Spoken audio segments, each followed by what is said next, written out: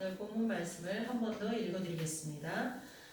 잠언서 16장 3절에서 4절 말씀입니다. 너희 행사를 여호와께 맡기라. 그리하면 내가 경영하는 것이 이루어지리라. 여호와께서 온갖 것을 그 쓰임에 적당하게 지으셨나니 악인도 악한 날에 적당하게 하셨느니라. 아멘. 우리 제목을 한 목소리로 따라해 보겠습니다. 우리의 짐을 맡아주시는 하나님. 우리의 짐을 맡아주시는 하나님. 아멘. 여러분 혹시 그런 경험이 있으신지 모르겠는데 버스를 타거나 전철을 타고 갈 때 앉아 있는 사람이 서 있는 사람의 짐을 내가 들어주겠다라고 하는 거 경험해 보셨습니까? 네, 내가 다른 사람의 짐을 내 앞에 서 있는 사람의 짐을 들어주거나 아니면 또는 내 짐을 내 앞에 앉아 있는 사람이 들어주는 일들. 예전에는 그게 거의 다 그 버스 안에 전철 안에 거의 다 그랬던 것 같아요. 근데 요즘에는 잘 그러지 않은 것 같죠. 그리고 예전에는 전철에 위에 이렇게 짐칸이 있어서 거기다 이렇게 가방을 올려놓고 그러기도 했었거든요. 근데 요즘 전철에는 그런 게 전혀 없더라고요. 거의 없죠. 뭐 기차는 있는데 이제 전철은 없어요. 그렇죠? 그런 풋풋한 정이 많이 없어진 것 같아요. 근데 우리는 아주 최근까지도 그런 정을 나누면서 살아서 그런지 뭐 유튜브에 보면 한국에 대해서 세계인들이 놀라는 그런 많은 영상들이 올라와 있는데 그 중에 하나가 다른 사람에게 물건을 턱턱 맡기는 거 이런 것들에 대해서 외국 사람들은 감히 생각을 못 하더라고요. 근데 우리나라는 그게 아직까지 당연하잖아요. 그렇죠? 참 좋은 것 같아요. 또 이렇게 택배가 오면 경비실에서 그 경비 아저씨한테 맡기죠. 이 집 저 집 물건이 다 섞여 있는데도 우리는 안심하고 경비실에 그냥 맡겨요. 물론 점점 이제 그렇게 안 하고 아파트 현관에 개인별로 가정별로 무인 택배함이 설치되고 뭐 이렇게 편리를 위해서 그리고 또 사람들하고 마주치기 싫어하는 젊은 세대들을 위해서 또 집에 거의 없으니까 뭐 그런 것들 때문에 그렇게 만들어지기는 하지만 그래도 어쨌거나 내가 무거운 짐을 들고 지고 이렇게 돌아다니는 것보다는 한결 편해서 역사에도 개인적으로 물건을 맡겨놓을 수 있는 그런 함들이 설치되어 있습니다. 우리들의 물건을 맡아주는 사람이나 장소가 있는 것은 굉장히 편리하고 고마운 일인 것 같습니다. 그런데 여러분, 우리 마음속의 짐, 우리 육체의 짐, 이런 것들은 과연 어디에다가 맡길 수 있을까요? 뭐 마음의 짐이라고 하면 염려, 근심, 고통, 억울함, 원망, 분노 이런 모든 감정들이겠죠. 근데 그런 거는 대부분 사람과 사람과의 관계에서 오는 것 같아요. 요즘에는 반려견이나 반려묘들하고 살면서 그들하고 오는 경우도 있긴 있더라고요. 근데 하여튼 이러한 마음의 짐 또는 육체의 가시라고 할 수 있는 질병 같은 거, 폭력, 중독 이런 것들은 환경이나 어떤 유전적 요인에서 오기도 하고 여러 가지 요인으로 오는 육체의 짐들 이런 것들은 도대체 여러분은 누구에게 맡기십니까? 물론 육체의 짐 같은 거는 병원에 가서 의사한테 맡기는 경우도 많죠. 그래서 의사가 처방해 주는 대로 우리가 뭐 약을 먹고 주사를 맞고 수술을 하고 이렇게 하기도 합니다. 그러면 그러면 마음의 짐은 정신과 의사나 상담가한테 맡기면 되겠네요. 라고 하실 수도 있어요. 물론 많은 사람들이 마음의 짐을 전문 상담가나 또 정신과 의사나 아니면은 친한 친구나 목회자나 뭐 이런 사람들에게 맡기면서 좀 풀어가기도 합니다. 하지만 여러분도 경험이 있겠지만 그렇게 한다고 진짜 그 마음의 짐이 내려지던가요? 육체의 질병은 그렇게 해서 치료되는 경우가 많이 있습니다. 그래서 의료가 발달한 곳에서 그렇게 해결이 되고 있죠. 그러나 마음의 짐은 그렇게 해결되는 경우가 별로 없습니다. 그럼 이 마음의 짐은 누구한테 맡길까요? 우리 하나님께 맡겨야 될 줄 믿습니다. 이런 짐은 하나님께서 맡아주신다고 분명하게 말씀하고 있습니다. 물론 마음의 짐뿐만 아니라 우리가 인생을 살아가면서 생겨나는 모든 짐들은 다 하나님이 맡아주신다고 합니다. 시편 37편에 보면 내 길을 여호와께 맡기라. 여기 길은 뭐예요? 우리 인생 전체를 얘기하겠죠. 우리 인생 전체. 그 길을 여호와께 맡기라. 그를 의지하면 그가 이루시고 내 의를 빛같이 나타내시며 내 공의를 정오의 빛같이 하시리로다. 얼마나 위로가 되는 말씀입니까? 그러면서 7절에 이어서 7절에 여호와 앞에서 잠잠히 참고 기다리라 이렇게 말씀하십니다. 네 길을 다 나한테 맡기고 기다려 이렇게 말씀하십니다. 근데 사실 가만히 아무것도 안 하고 기다린다. 내 앞에 당장 문제가 발생했는데 내가 아무것도 안 하고 기다린다. 그거에 성공하시는 분 별로 없어요. 그게 안 돼요.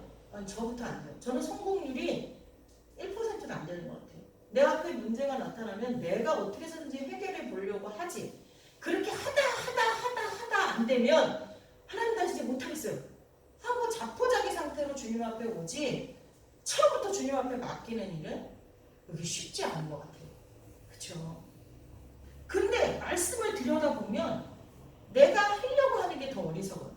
주님 앞에 맡기라고 주님이 나한테 맡겨 그렇게 말하는데 이마트도 그렇고 여기 역사도 그렇고 여러분 가다 보면 우리가 무거운 짐을 들고 하루 종일 좀 왔다 갔다 해야 되는 일이 있는데 거기에다가 이렇게 함이 있어서 1,000원인지 100원인지 헷갈리네. 저도 한번 몇 번 맡겨본 적이 있는데 거기다 딱 넣어놓고 그리고서 볼일 다 보고 집에 올 때 딱 이렇게 갖고 오면 굉장히 편하거든요. 근데 그걸 낑낑대고 다 들고 다니고 그렇게 하면 얼마나 힘든지 몰라요. 근데 어쩌면 우리가 내가 어떻게 해보려고 하는 거는 무거운 짐을 낑낑대고 들고 다니면서 어떤 해결을 보려고 하는 그런 모습일 수도 있어요. 근데 가만히만 있으라까지만 하면 저는 제가 제일 못할 거예요. 저같이 성격이 급하고 뭐든지 내가 알아서 해결해 보려고 하는 저 같은 성격은 더 어려울 거예요.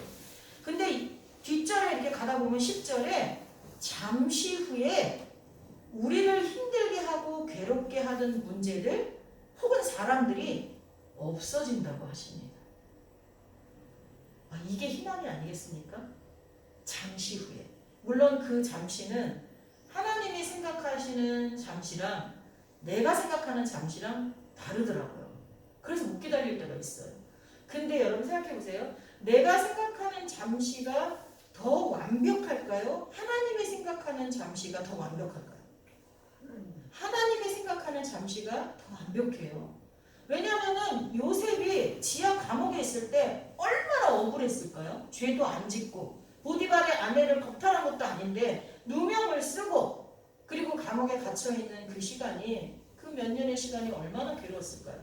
그러나 하나님께서는 그 위에서 지상에서 모든 환경 이 요셉이 지상으로 올라오기만 하면 총리가 될 수 있는 환경을 만들고 계셨던 거예요.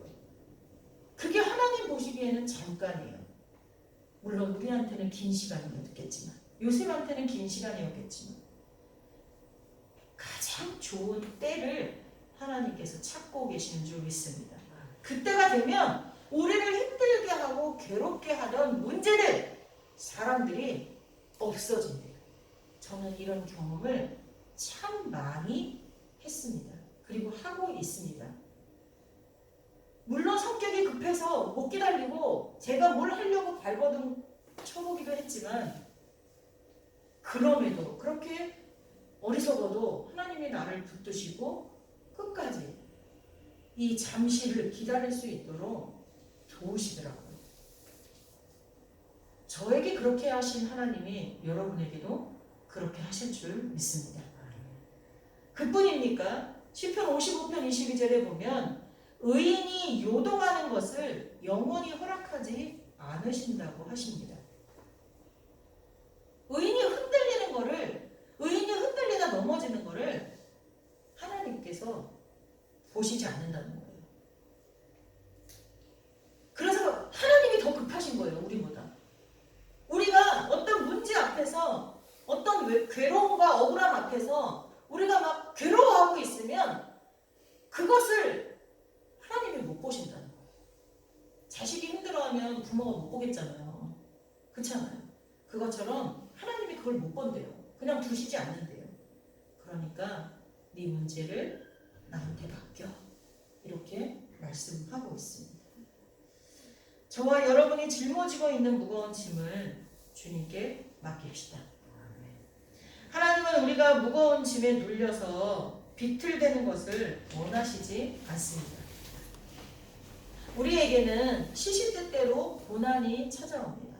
생각하지 못했던 것들이 찾아오기도 하고 때로는 예측했던 것들이 닥치기도 하고, 그런데 그 고난은 우리의 마음을 이렇게 혼탁하게 하거나 우리의 관계에 위협을 가합니다.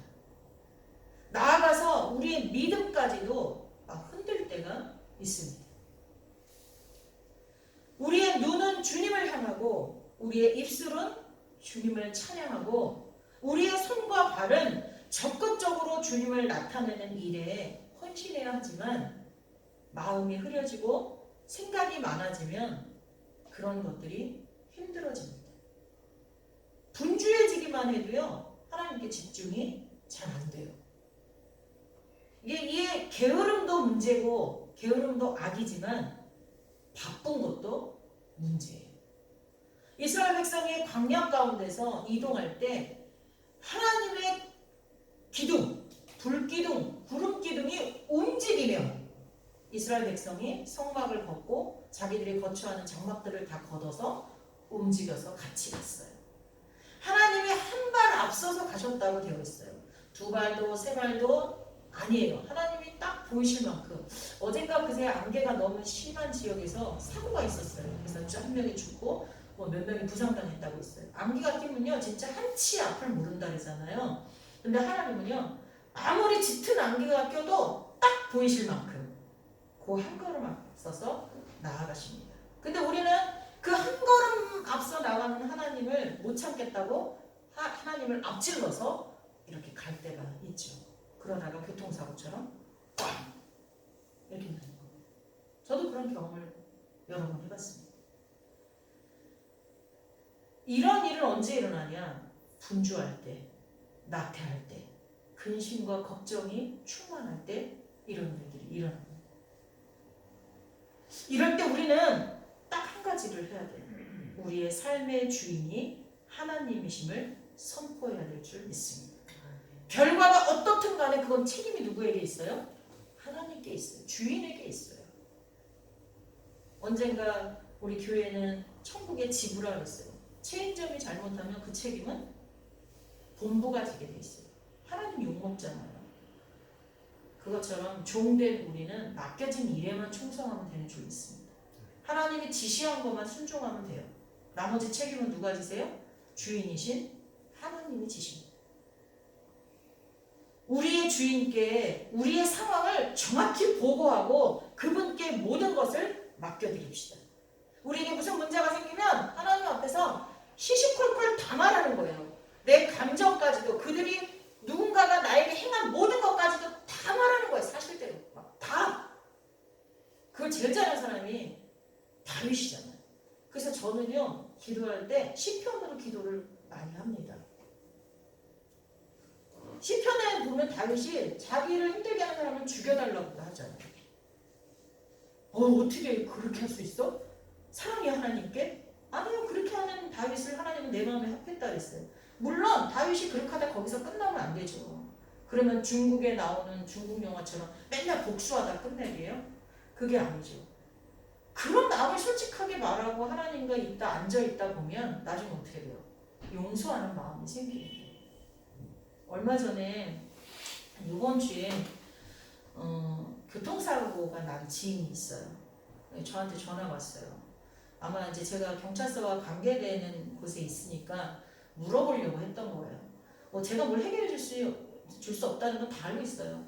근데 이제 상황을 좀 물어보고 싶었던 거죠. 근데 제가 전화를 그때 못 받았어요. 바빠서. 그리고 나중에 이제 한 하루가 지났는데 전화를 했더니 교통사고가 났는데 횡단보도에서 이제 전기자 전문가 그걸 박았대요.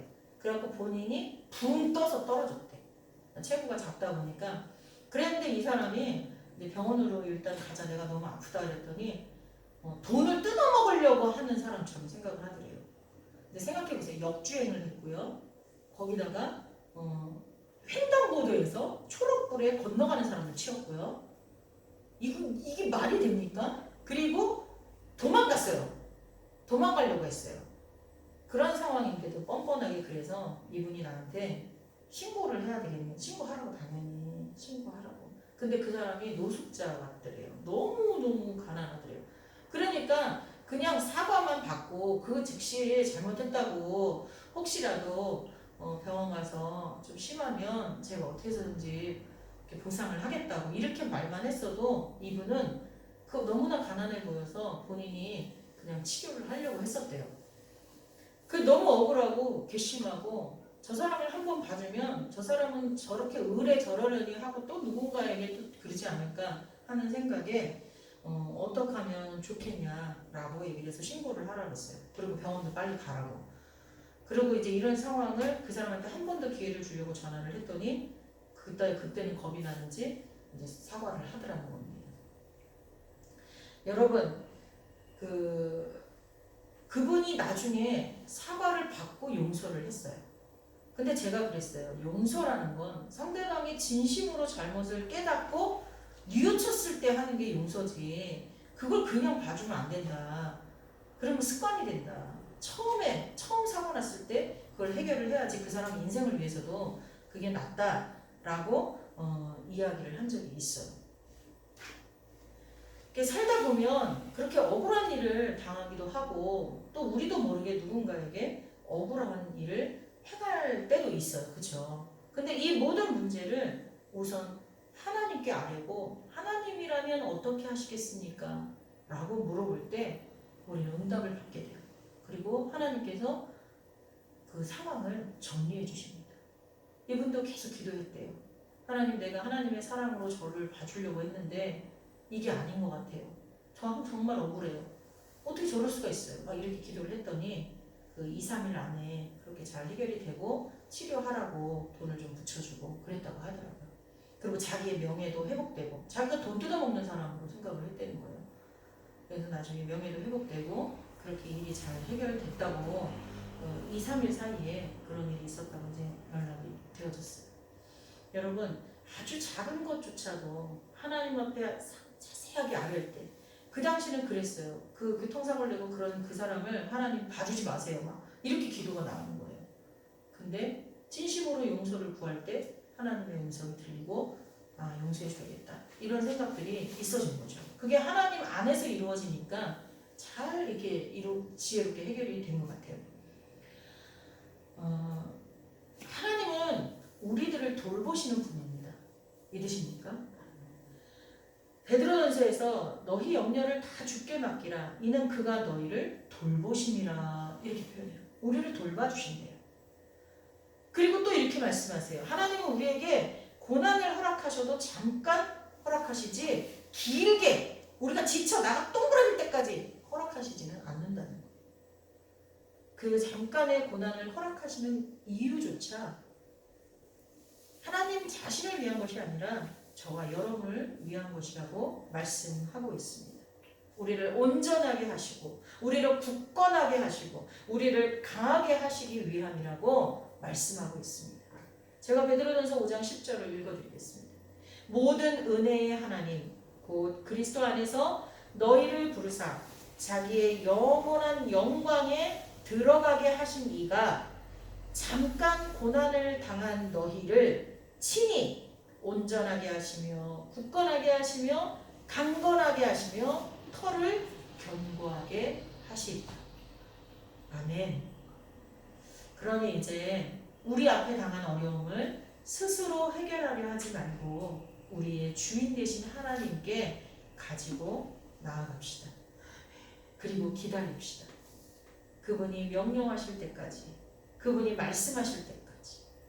그리하면 우리가 하려고 했던, 또 하고 싶어 했던 것들이 더 온전하게 이루어지게 해주실 것입니다. 지금 당장은 내게 불필요한 사람 같고 나에게 해만 끼치는 사람 같아도 지금 당장은 엉망진창 지름구덩이 같아 빠져나가려고 발버둥 치는 곳이라고 해도 시간이 지나고 나면 모두 다 우리에게 필요한 사람이었고 또 반드시 지나가야 하는 길목이었다는 것을 우리가 알게 될 것입니다. 하나님께서는 온갖 것을 그 쓰임에 적당하게 지으셨다고 말씀하셨습니다. 나아가 악인조차도 악한 날에 적당하게 하셨다고 말씀하십니다. 이것이 오늘 본문입니다. 너희 행사를 여호와께 맡기라. 그리하면 내가 경영하는 것이 이루어지리라. 여호와께서 온갖 것을 그 쓰임에 적당하게 지으셨나니 악인도 악한 날에 적당하게 하셨느니라. 아멘. 성도 여러분, 저는 이번 주, 그러니까 지난 주간 동안 10명 가까이 되는, 아니 10명 이상 되는 사람들에게 기도 부탁을 받았습니다. 어떤 사람은 급하고, 어떤 사람은 간절하고, 어떤 사람은 슬프고, 어떤 사람은 평범하고, 다양한 사람들이 저에게 기도 부탁을 했습니다. 그들이 제게 맡긴 그들 짐의 일부입니다. 이것들은.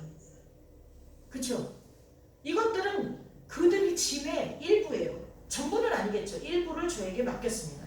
이렇게 조금씩 맡긴 그 모든 사람들의 짐을 제가 가만히 맡아두기만 했다면 아마 그 짐에 저는 파묻혀 버렸을 거예요. 생각해 보세요. 일주일인데 10명이 넘어요. 이 일들이 계속돼요. 그리고 그 일들이 해결될 때까지 그들은 저에게 짐을 맡겨요. 제 무릎팍에 맡기고 제 어깨에 맡겨요. 근데 저는요, 그러면 저는 아마 그 짐에 눌렸을 거예요. 못 살 거예요. 그런데요, 저 이렇게 멀쩡하잖아요. 저 이렇게 행복하잖아요. 짐을 저에게 맡긴 사람들을 생각하면 이게 마치 이거 같아요. 전철에 저는 앉아가는데 1시간 동안 가요. 제가 좀 빨리 일어나서 내려서 내 앞에 있는 사람이 앉았으면 좋겠지만 저도 힘들어 죽겠어요. 그래서 앉아가고 그 사람이 가지고 있는 짐을 제가 맡아서 무릎에 놨어요. 그런데 그렇게 계속 가면 그 서 있는 사람이 참 안쓰러워요. 아, 내가 반 정도 왔으니까 저 사람한테 자리를 양보할까? 그런 생각 많이 했어요. 그래서 사람을 한번 위에서부터 쳐다봐요. 아, 저 사람은 젊어 20대 청년이야. 아, 다리가 튼튼할 거야. 내가 더 힘들어. 한 50대 나랑 비슷해요. 아, 저분은 나랑 나이도 비슷한데 자리를 반쯤 양보할까? 막 이런 식으로 마음이 아파요. 그 서 있는 사람한테. 그것처럼 저에게 짐을 맡긴 사람들의 상황과 그 사람들을 생각하면 너무 마음이 아파요. 그래서 제가 짐을 계속 들고 있어야 돼요. 하지만 그렇게 맡아놓는 짐들이 많다 보면 저도 힘들잖아요. 근데 저는 그 짐을 제가 맡아두지 않습니다. 어떻게 합니까? 저도 그 짐을 내 짐과 합쳐서 보따리를 싸가지고 누구한테 맡겨요? 해결해 주실 하나님한테 맡깁니다. 저희 어머니는 저한테 당신이 아픈 부위를 자꾸 얘기를 해요. 제가 의사인 줄 알고요. 자꾸 얘기해요. 이 얘기 저 얘기 여기가 아프고 있는데 어떡하냐 막. 어떤 때는 짜증도 나고 아 내가 의사야? 막 그렇게 얘기합니다. 엄마니까 그렇죠. 그렇지만 저는 거기서 말은 그렇게 했어도 거기서 끝나지 않아요. 요즘에는 네이버 의사가 있잖아요. 네이버를 검색하기도 하고 진짜 병원에 갔을 때 물어보기도 하고 그래서 저보다 지식이 많은 의사한테 맡기거든요. 그래서 많은 사람들이 저에게 나누어준 짐을 제가 갖고 있지 않고 하나님 앞에 맡깁니다. 우리 이 시간에 기도합시다. 자기 자신이 가지고 있는 짐 그리고 누군가가 나에게 맡겨놓은 짐 그 모든 짐들을 싸가지고 하나님 앞에 맡겨드리는 기도를 우리 함께 드리도록 하겠습니다. 우리 같이 잠깐 기도하겠습니다.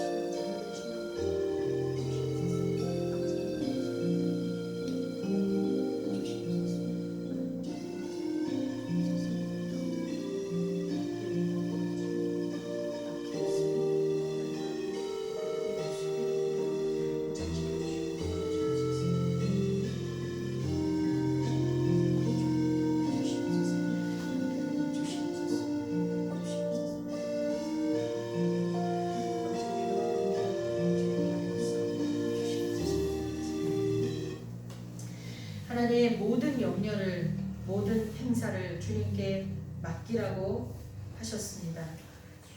그래서 하나님 주님의 말씀에 의지하여 우리들에게 있는 모든 짐을 주님 앞에 맡깁니다. 주님께서는 우리가 맡긴 짐들을 그냥 가지고 계시는 것이 아니라 내용별로 다 분리해서 적절하게 해결해 주실 줄 믿습니다. 그래서 오늘 이 시간 우리의 염려를 다 주님 앞에 맡기는 기도를 올려드렸습니다. 하나님 하나하나 다 기억하여 주시옵소서. 이제 주님의 결정에 따르겠습니다. 주님 은혜를 내려 주옵소서. 하나님이 해결하실 때까지 기다릴 수 있는 마음의 평강과 은혜를 더하여 주시옵소서. 주님, 우리는 성격이 급합니다. 우리는 오래 참지 못합니다. 하나님 아버지 속히 이루어 주시옵소서. 예수님의 이름으로 기도하옵나이다. 아멘.